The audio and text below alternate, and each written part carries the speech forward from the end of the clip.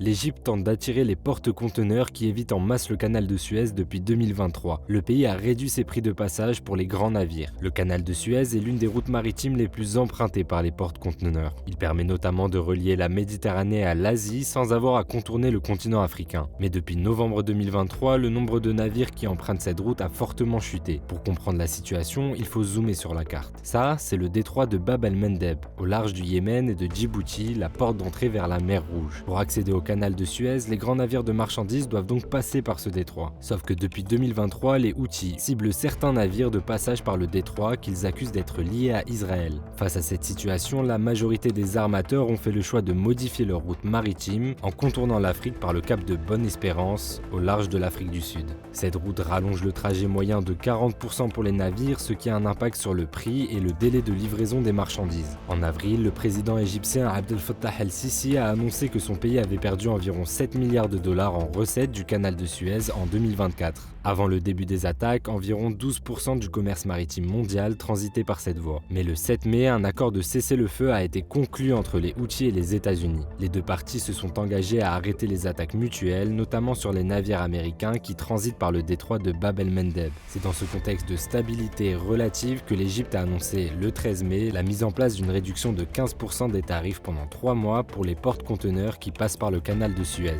Une stratégie pour encourager les principales compagnies maritimes à revenir au transit par le canal, d'après l'autorité égyptienne du canal de Suez.